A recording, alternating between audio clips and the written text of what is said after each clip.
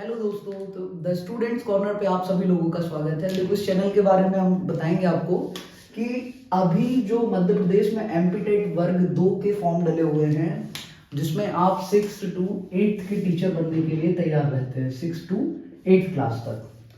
तो ये तो हो गया एमपीटेट वर्ग 2, जिसमें आप अगर आपने फॉर्म फिल किया है तो आप 6 से 8 तक की क्लास के लिए मैथ्स के टीचर बनने चाहते हैं।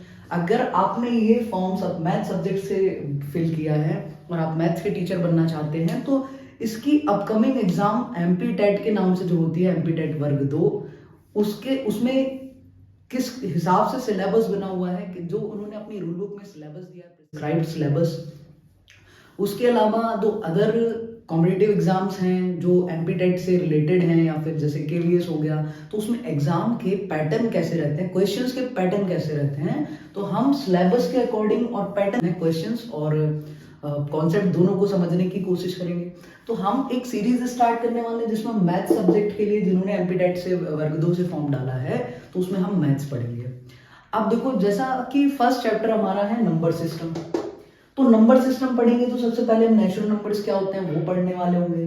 फिर हम होल नंबर्स को समझेंगे कि ये चीजें समझने की होती है कि नेचुरल नंबर क्या है, होल नंबर्स क्या है, प्राइम नंबर्स क्या है, ये सारी चीजें हम पढ़ेंगे। फिर उसके बाद हम डिविजिबिलिटी का रूल पढ़ेंगे कि कोई भी कितने से बड़ा नंबर है उसको हम कैसे डिवाइड कर सकते हैं, किसी नंबर से डिवाइड कर सकते हैं या नहीं कर सकते हैं। देन फिर हम पढ़ेंगे रेशनल नंबर्स क्या होते हैं, रेशनल नंबर्स क्या होते हैं, जैसे पीवाईक्यू फॉर्म में जो फ्रैक्शंस होते हैं, तो फ्रैक्शंस को पढ़ने वाले होंगे।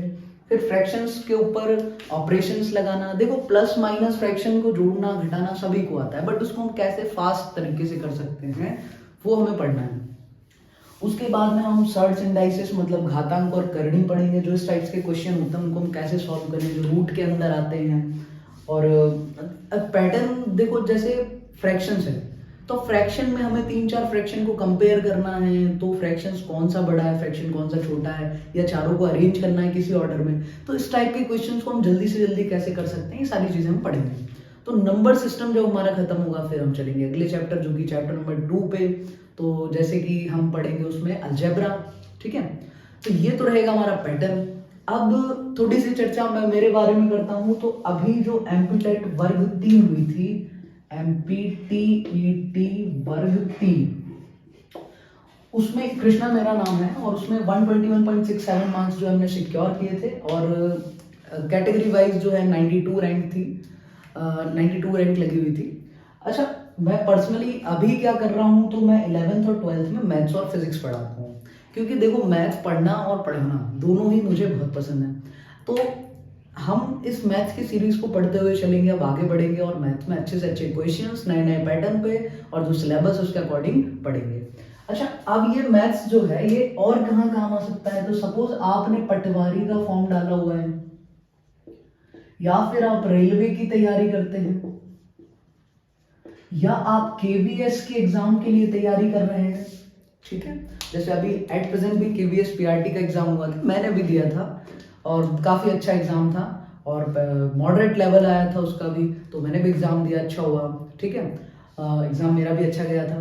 तो ये अगर कोई ये तैयारी कर रहा है, कोई सी टेट के लिए तैयारी कर रहा है, कोई यूपी टेट के लिए तैयारी कर रहा है, और भी कई एग्जाम्स होती हैं, जैसे कोई DSSB की तैयारी कर रहा है, रीट की तैयारी कर रहा है, तो ये सभी के लिए काम आएगा। कोई एमपी पटवारी कर रहा है, कोई रेलवे की तैयारी कर रहा है, तो उसमें भी ये कंपटीशन में काम आएगा।